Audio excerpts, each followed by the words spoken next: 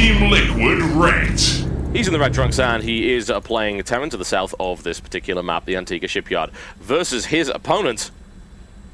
So this man. Mutual respect going on between these. There's no real doubt about that.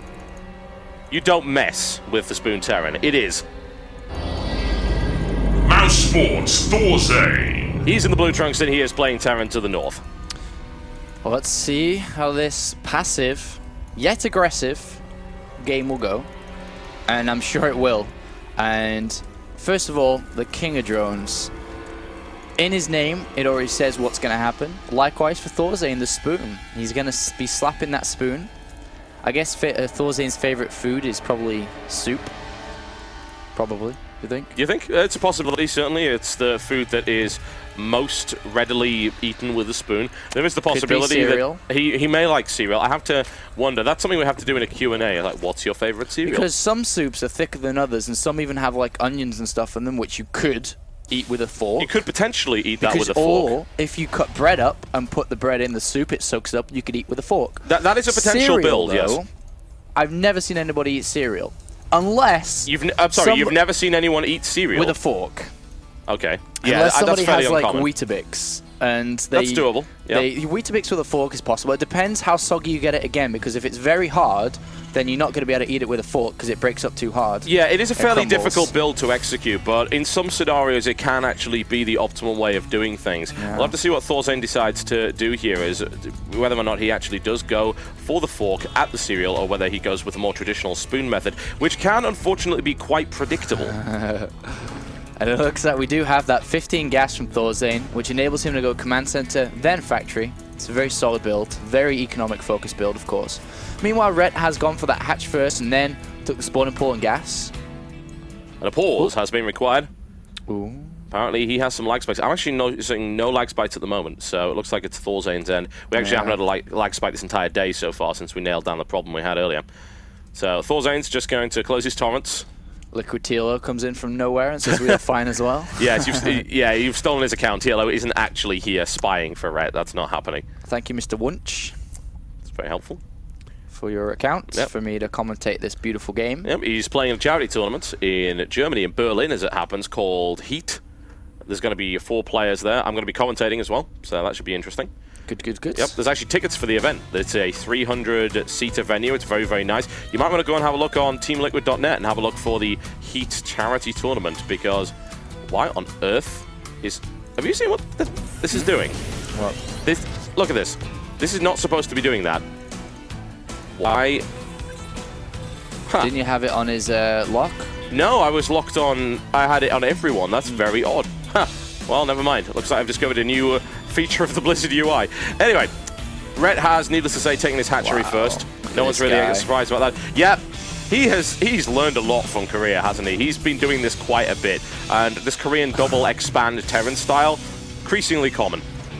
Yeah, he's going to be able to pump out so many SCVs and mules, of course, and that's going to really help his economy. Main's taking a third base. He can't... That's the problem we saw yesterday with Cloud a little bit, is he did a very similar style, yet he took his third base so slow. Yeah. And he oversaturated the main and natural, had too many SCVs, and overall didn't get the benefits of going for this fast third. He did, but then he didn't kind of extract the maximum value from it later on. But either way, we do have a very early macro hatch as well from Rhett. Look at that. Wow, we're in for a treat this game. It's macro versus macro. The thing is that the concern that I've got about this style from ThorZaIN against Rhett is that we know how active Rhett is with regards to scouting. So if an early third does go down, will Rhett actually allow it? Will that be something that he lets ThorZaIN get away with? Probably, because then it's going to come down to ThorZaIN defending on 3 fronts versus Mutalisks, and Rhett's Mutalisks are usually quite scary, so I do like the way that Rhett skips a couple of lava rejects just to get down additional creep tumors really early on. Yeah. To start that creep spread early, because he knows that Hellions are coming.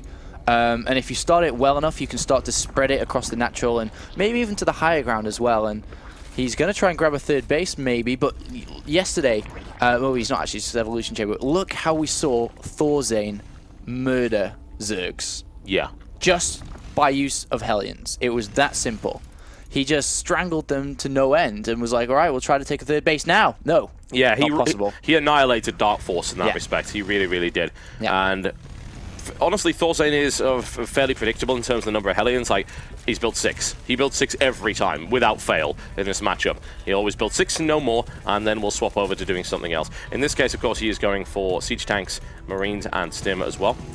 Now, the Ret did poke in a little bit, but he didn't really see anything. He's got confirmation of that expansion, but he doesn't have confirmation of the third CC. Now, ThorZaIN is using this to saturate both mineral lines. And look at that little Oh, Zerg really? Well, that's a little bit of an error. ThorZaIN's actually let this happen before, and it's... He simply didn't have any units, though. That's the funny thing, because he's gone for this 3 CC, and the only units he has are Hellions on the other side of the map. The thing is, it didn't even matter. I mean, he could have just not left the supply depots open. That also. Yep, and that scout wouldn't have gone through, and immediately we're seeing the Spire coming out from Ret, realizing, oh, you're going to spread to 3 bases this fast? You know what? Ooh, I might not even expect. Yeah, he's looking for it. Will he be able to get it? Nope, absolutely not. Too active for sure. Definitely. But he's got creep tumors on the right-hand side, which is why he started to spread so early. He's trying to get down, and every creep tumor you can get out like that is amazing, and ThorZaIN may actually scan here to get rid of some, maybe. But the way he's playing so economic foes, he may just want all the energy into mules and so on. But right now, the king of drones is at 62 drones. The problem is he can't take a 3rd base right now, which is the part where ThorZaIN really excels. His early builds, such as this, 3 command centers really early, Hellions preventing a 3rd base while taking his own so early on, is so good that he gets such an advantage early on that it's hard. And I really do like that Ret cancelled a couple of creep tumors as well, then rebuilt them immediately as he saw the Hellions go up and down. Yeah, it's always good. So very, very smart from play from Ret, but he's stuck on 2 bases with over drones because he can't take a 3rd base because the way that ThorZaIN is playing very smartly. And now the meters, when they come out, they will allow the 3rd base to go up, but ThorZaIN's already got his 3rd. And he has so many SCVs. Yeah, it's pretty crazy, isn't it? 55 SCVs at 10 minutes. Yeah, he's so almost fast. keeping up with the Ret, which is insanity in that respect. An interesting decision, I feel, to put the Spire down and then go for Baneling speed as well, which is obviously a kind of big gas thing. I know he needs it, but why does he need Baneling speed so early? Yeah, I mean, it's basically a safety net. I mean, if you don't have Baneling speed and somebody comes at you with just Marines or very heavy Marines, you're in a lot of trouble because mutas can't deal with it. Yep. The thing is that we see a lot of Zerg players like Don Regu and others that actually skip Baneling speed for a long time and get it a lot later on to maximize their gas. But the thing is, Ret doesn't really care about having heavy mutas, so he's actually just going to stay content with having 6 or so, but ooh, got to be careful with that. Well, Ret's control is always good. He doesn't have to worry. He makes a quick skip and a turn with a flourish and then makes his way back once again. Meter count only at 7, but there is still a little bit of harassment potential, and it is forcing out missile turrets as well. That's interesting that he morphs so many Banelings so early. That is really interesting. That's so much gas, just not in Mutalisks at all. So it looks like he may even go, and understanding the style that ThorZaIN's trying to play, and if he cancels combat shields, that's obviously amazing right now. He may just go for a huge wave and a huge attack before ThorZaIN really settles into rhythm on 3 base. Because he's building nothing but Lings right now, take that into fact. Yeah, he doesn't. Ret doesn't really have a choice. He's going to see the 3rd base now as well. Yeah, so. he can't just sit there macroing. It's just simply not going to work. And a missile turret blows a Mutalisk out of the water. More Banelings. That's a ridiculous number. What's the siege tank count at? It's currently at 5. And they're not sieged up yet. And if ThorZaIN pushes to that halfway line, he's going to be in a lot of trouble because Ret is going right now. And there are no, oh my god, there's no sight range for ThorZaIN whatsoever. He could lose everything. He most likely will at this point. How is he going to stop this? He can't. This is a certain number of Lings and Banelings coming in. The surround comes into play and the annihilation is about to occur. Oh my, Ret got perfect positioning there. ThorZaIN got completely caught out. Oh, greedy ThorZaIN gets annihilated by Ret. Absolutely annihilated. And this could be GG right here. Just lifted him up just in time, but it doesn't matter. Supply depot wall off. No cares given. And Siege Tank holds up here. How much damage was really done? The army of ThorZaIN got annihilated, but actual economic damage, pretty much nothing. Yeah, he's doing damage now, though, to the SCVs on that left lane. He's going to kill maybe 3 or 4. Yeah, just 5 5 workers. Kills, that was a big attack to only kill 5 workers. Yep, and he's going to go for another wave. He did wear ThorZaIN down, but he didn't touch any of the economy. Maybe even going up to that natural was a mistake in itself to bust through to the supply depots and try to finish it. Yeah, just killing the 3rd. If he went to the 3rd, there was nothing there. All the SCVs there could have gutted the economy, meanwhile droning up himself. He's still at 60 drones, and he's been at 60 drones since like the get-go, basically. And now he's going to have to start thinking about the next plan. You know, Queen on the 3rd, gases on the 3rd. And we may even see him try to tech away from Mutalisk because he hasn't even got +1 for them. Yeah, well, ThorZaIN has spotted that there is something happening here, but will he spot it quick enough? Because the Lings and Banelings are going to come in and there's no siege tanks deployed to deal with it.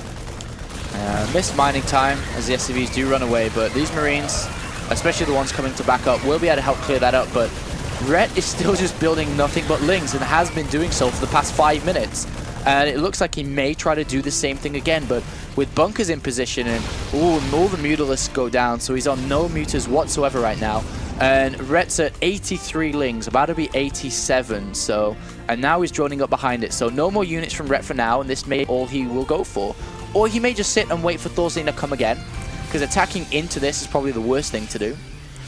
He might, certainly, but I have a feeling that he might try to move up here. He needs to confirm that it's safe to do so. Right now, he could destroy this third with very little resistance with those Banelings, because there are not siege tanks deployed to defend it. The risk is, of course, if there's enough siege tanks to pop large groups of Banelings, the attack becomes economically unfeasible. But right now, Rhett could go for it. He's not going to do that, though, because I just have a feeling Rhett's like, I really want more bases than ThorZaIN. I'm sitting on the same number. That's terrible. I don't want to be on the same number of bases as ThorZaIN. That's an awful idea. ThorZaIN's had a massive economic lead up to this point and still does. 2 Marines just picked off 4 Banelings in the center. Always a bad trade. But overall, Rhett now decides to go back to Mutalisks with +1 as well, which is an interesting decision. Usually with Mutalisks, they're a harassing unit. You have to kill SCVs with them. He's done nothing with Mutas this game, and deciding to go back to them now against a well-built-up Marine force is questionable.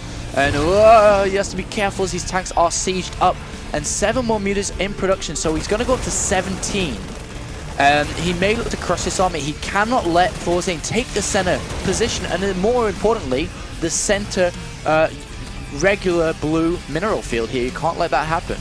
Yeah, and this is a natural 4th base right here for Terran, very much so, because they have, out of all the races, the best possible chance of defending a middle base here. Oh, and in comes Rhett with a bit of a flank, though it was spotted by a couple of Marines, which is so smart from ThorZaIN. And he has on every flank outside the Xel'Naga range, he has a single Marine. So he sees exactly where Rhett is trying to move. So smart from ThorZaIN, and Rhett looks like he's going to try and harass the main base of ThorZaIN, but there's 3 turrets, there's SCVs to repair as well, so I'm not sure how well that will go down. But overall, Rhett is at 200 supply, but ThorZaIN just has the better army. He has the more money as well in the bank. ThorZaIN's about to hit 200. His upgrades are looking really strong as well. +3 and +2 and +2 vehicle weapons as well. So Marine tank with that is incredibly tough, difficult to deal with. Taking a few hits from a Thor in the middle, it's going to make it very difficult to fight with Mutalisks with that single 4 in there. As he has to magic box it. Oh, he's going to lose a few too many units here actually in that trade. Yep, not exactly ideal. ThorZaIN loses a medevac in the process as well. This large flanking force is what I'm concerned about, but tanks are deployed and Marines prepared to he's going to go, he's going to try to sandwich it. Oh, will he be able to pull it off? There comes the sandwich from that side. Here comes the one from this side. The tanks get annihilated because they're not defended against the Mutalisks that are smashing their way through. That's 4 tanks cleaned up already, but ThorZaIN holds the center again. He's not letting that go. And he's dropping the main as well. The spawning pool goes down. ThorZaIN picks up and leaves. This is ThorZaIN, ladies and gentlemen. He is back, he is angry, and he is playing good. And unfortunately that drop does get cleaned up, but that was predictable. Killing the spawning pool, perhaps worthwhile, because hey, it's Mutaling. You know what you can't do without a spawning pool? Build Ling. Exactly, and now he's trying to build infestors, or will do shortly, as pathogen glances on the way. Only building drones right now, but ThorZaIN is slowly marching down to the south side, and Rhett has to go in again. Maybe he has enough now. Where are the reinforcements of ThorZaIN? Yeah, they are nowhere to be seen, and that Thor gets caught out of position as a result, but ThorZaIN does now have +3, and those Mutas don't want to be anywhere near that. Not at all, and 12 Marines at a time at the 90-minute mark. Beautiful from ThorZaIN. His money is low, his supply is high, he's got a 4th base. He's just playing so well at the moment, and Rhett is under the pressure. He didn't do enough damage earlier on, and now he's paying for it. Yes, he is, and ThorZaIN with a massive lead at this point. Rhett, in my opinion, did make an error, not going for that third and destroying it, going for the supply line and doing really no damage whatsoever. Those Mutas getting caught out every which way. And very smart, nice micro there from ThorZaIN down the south side. Oh, look at that. For 1 Baneling. Very good. Keeps these Marines alive, are going to do a lot of damage, and Mutas just can't crack anywhere. There are no holes in ThorZaIN's play today. None. He's just not, well, he's made one error that I've seen, one glaring error up to this point, which is that fight in the center, which he didn't scout, he didn't see what was coming, he didn't get siege tank sieged up. That engagement would have gone better for him. But aside from that, yeah, ThorZaIN has pretty much played perfectly. Rhett's trying to clean this up with Mutilating, looking to transition through to Broodlord Infester at this point. ThorZaIN gets out of there immediately. And we do have 6 Stims Marines, even though no health, are going to do damage, especially with +3, even though they die fast. A lot of drones killed there, and 4th base of Rhett goes down. 14, sorry, Infestors are about to pop. But as long as ThorZaIN spreads out, I can't even see 14 Fungarovs doing damage here, because ThorZaIN is just being able to spread out so well. He's got Medivacs as well, and income that... Oh, actually, hold on, that's not spread out at all. No, runs right into that, which is definitely not what he wants to do, and without Medivac support, most of those Marines die. So that's a lot of the screen protecting those tanks killed, which is not ideal. ThorZaIN drops 20, 25 supply instantly. Rhett starting to turn on the heat here, but he still has a very large supply deficit to deal with. Big Fungarov again, but this is where check comes into play. And when I say that is when he picks up a Medivac and drops into the main base, it's like, check, what now? Because it's really difficult from this position to deal with any drops in the main because of the tanks on the low ground. Let's get this around. A couple of Infested Terrans thrown down there for good measure, and really good fungal growth from Rhett here, honestly. The lack of Medivac support is hurting ThorZaIN badly, but it doesn't matter. GG, ladies and gentlemen. First game in this best of 5 series goes to ThorZaIN. Incredibly well played there. Honestly, by both players, really. We saw some amazing engagements early on from Rhett there. He turned on the heat at just the right moment, but I feel that the decision to go for the natural was a mistake, just like you said. Seems so, but that's no spoon, man. That play was no spoon. That was more like a spork. It was a bit of both. Yeah, it was. Because he started off playing like a spoon, but ended like a fork, because that end game was so aggressive. And as soon as he had the advantage after Rhett fell back a little bit onto the ropes, he never let go. He never gave Rhett any breathing space whatsoever, and that was an amazing game by ThorZaIN there. Likewise, Rhett played just as well. Going through it, his macro is incredible, his large rejects are incredible, his opening build was fine as well. But that opening build that ThorZaIN has is so strong. Going if you don't for 3 punish command centers and denying a 3rd from Zerg, wow, we may even see Rhett kind of differentiate a little bit, and maybe, I guess his next map is going to have to be like Metalopolis, but more importantly, maybe he has to go like Roachling earlier on to stop these Hellions preventing that 3rd base. Possibly. To be honest, though, I think that Rhett had the right response, but he didn't execute it right. The idea of going mass Baneling lane, yeah, definitely. Punish that 3rd base. The Terran is spread out. He hasn't got a particularly large army at this point. If you can punish that, yeah. If he'd gone straight for the 3rd, then he would have been in much, much better position. He didn't, and as a result, he let that 3rd live, and the 2nd attack was much, much better prepared for. Yeah, it really was. Yep, so there you go. All okay, right. we're going to be switching servers for the next matchup, and ThorZaIN currently at 1-up in this best of 5 series. We'll be right back shortly, folks. Don't go anywhere.